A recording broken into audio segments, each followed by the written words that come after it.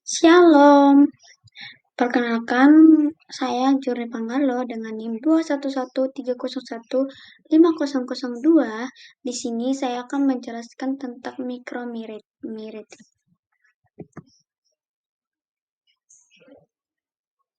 Apa sih itu mikromeretik? Nah, mikromeretik sendiri itu menurut Dalla Valle adalah ilmu dan teknologi tentang partikel kecil atau partikulat. Nah, dispersi koloidal mempunyai sifat karakteristik, yaitu partikel-partikelnya tidak dapat dilihat dengan mikroskop biasa, sedangkan partikel emulsi dan suspensi farmasi, serta serbuk halus, berada dalam jangkauan mikroskop optik. Nah, satuan ukuran yang sering dipakai dalam mikromeretik itu adalah mikrometer atau mikron. Ukuran partikel dan distribusi ukuran. Dia partikel merupakan itu fase terdispersi dalam dapur berupa padatan, misalnya serbuk. Nah, berdasarkan metode pengukurannya, ukuran serbuk digolongkan dalam rentang ukuran. Yang pertama, rentang pengayakan. Dia 45 mikron. Rentang bawah pengayakan, dia 1 sampai 50 mikron. Rentang submikron, dia 1 sampai 50 mikron. Ukuran partikel itu ditentukan dengan garis tengahnya, yaitu garis tengah bulatan yang ekuivalen yang menghubungkan ukuran partikel dan garis tengah bulatan yang mempunyai luas permukaan, volume, dan garis tengah yang sama. Nah, untuk distribusi ukuran partikel dari jumlah atau berat partikel yang terletak dalam suatu kisaran ukuran tertentu diplot terhadap kisaran ukuran atau ukuran partikel rata-rata akan diperoleh kurva distribusi frekuensi. Parang mikromeretik. Secara klinik, ukuran partikel suatu obat dapat mempengaruhi pelepasan zat aktif dari berbagai bentuk sediaan yang diberikan, baik secara oral, parenteral, maupun topikal. Nah, di bidang pembuatan tablet dan kapsul, dia pengendalian ukuran partikel sangat penting dan banyak membantu mencapai sifat aliran yang baik diperlukan pencampuran yang benar dari granul serbuk. Nah, suatu formulasi yang baik yaitu sediaan atau obat jadi berupa suspensi, emulsi, maupun tablet dilihat dari segi kestabilannya secara fisik maupun farmakologi atau efek khasiat obat akan tergantung pada ukuran partikel yang terdapat dalam obat jadi tersebut. Untuk jumlah partikel, nah, dia menggunakan, kalau untuk mencari jumlah partikel itu menggunakan rumus ini, dia di mana partikel per satuan berat atau N yang dinyatakan dengan dVn garis tengah bilangan volume. Nah, untuk metode untuk menentukan ukuran partikelnya itu dia menggunakan mikroskopik optik. Mikroskopi optik ini merupakan mikroskopi biasa yang digunakan untuk pengukuran partikel yang berkisar dari 0,2 mikron sampai 100 mikron, di mana pada bagian bawah mikroskop tempat partikel diletakkan mikrometer dan hemoksitometer untuk diperlihatkan ukuran partikelnya. Nah, selanjutnya untuk pengayakan. Metode ini digunakan suatu seri ayakan standar yang dikalibrasi yang digunakan untuk memilih partikel yang lebih besar dan mengayak bahan sampai sehalus 44 mikron. Untuk sedimentasi atau pengendapan, cara ini mempergunakan alat atau pipet. Nah, sampel disuspensikan dalam cairan pembawa dengan kadar yang kecil sebanyak 0,5% atau lebih kecil dari 0,5% tersebut dan dibiarkan memisah atau dibiarkan mengendap. Kemudian untuk pengukuran volume partikel, dia bekerja berdasarkan prinsip bahwa jika suatu partikel disuspensikan dalam suatu cairan yang mengkonduksi melalui suatu lubang kecil yang pada kedua sisinya ada elektroda di mana akan terjadi suatu perubahan tahanan listrik. Kemudian metode elektriasi. Nah, metode ini udara dimasukkan ke dalam bagian bawah kolom yang berisi sampel. Udara akan membawa partikel yang halus ke bagian atas dan akan berkumpul pada penyaring. Lalu serbuknya itu ditimbang. Kemudian yang terakhir itu metode sentrifugasi. Nah, metode ini dia memeriksa ukuran partikel yang sangat halus atau polimer dengan bobot molekul tinggi. Nah, bentuk partikel dan luas permukaan. Dia bentuk partikel atau bentuk permukaan itu mempengaruhi aliran dan sifat dari suatu serbuk serta luas permukaannya. Nah, untuk luas permukaan itu spesifik adalah luas permukaan per satuan volume atau persatuan berat yang berlaku untuk partikel asimetris di mana dimensi karakteristik belum ditentukan. Untuk metode menentukan luas permukaan itu menggunakan dua metode, yaitu metode adsorpsi dan permeabilitas udara.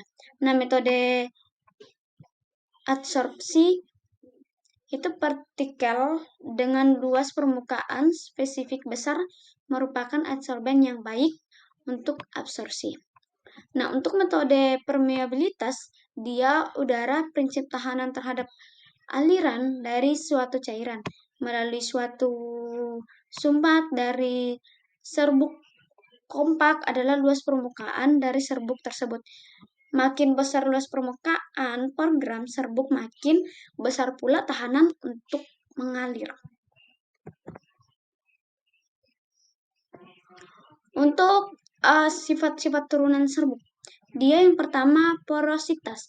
Porositas atau rongga, dia dari serbuk dapat didefinisikan sebagai perbandingan volume rongga terhadap volume bulk dari suatu pengendapan. Nah, volume bulk atau VB, dia merupakan volume yang ditempatkan oleh serbuk.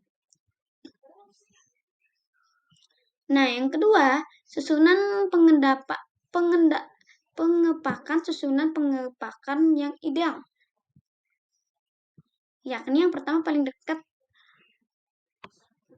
kedua paling longgar. Nah, sebagian besar terbuka atau pengepakan kubus atau loose open loss. Nah, partikel atau serbuk umumnya bisa mempunyai tiap susunan. Antara kedua pengepakan ideal, serbuk dalam praktek mempunyai porositas antara 30-50%.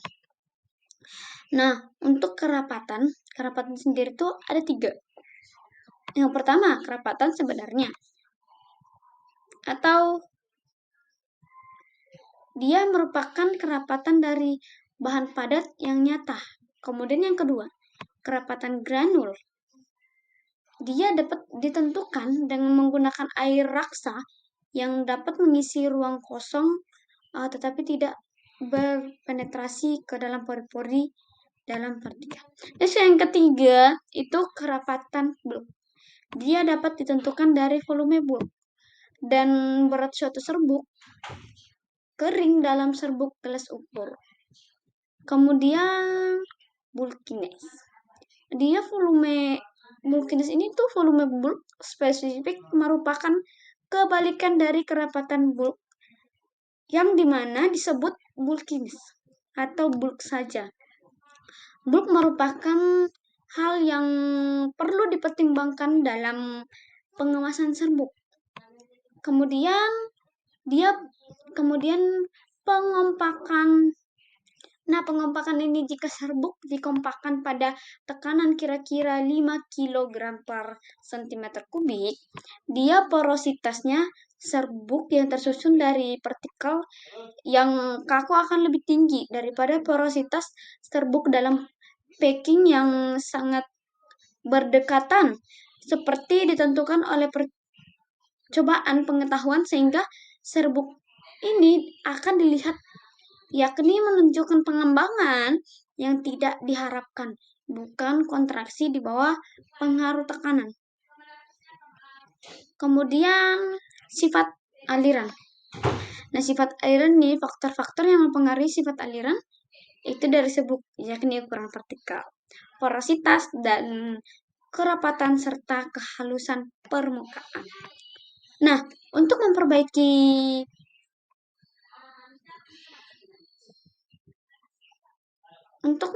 karakteristik aliran dapat ditambah pelincir pada serbuk granular. Untuk mengukur serbuk yang mengalir persatuan waktu melalui lubang corong dapat menggunakan suatu pencatat pengukuran aliran serbuk sehingga dapat diperoleh konsentrasi pelincir optimum yakni 1% atau kurangnya. Kemudian fenomena yang dipengaruhi oleh ukuran partikel. Nah, fenomena ini juga terbagi atas 3, di mana aktivitas kimia dan listrik. Aktivitas kimia dan listrik ini yaitu waktu untuk bereaksi lebih cepat. Partikel harus dihaluskan. Partikel kecil atau halus, dia mempunyai luas permukaan spesifik yang lebih besar, yang akan meningkatkan jumlah tempat bereaksi antara reaktan.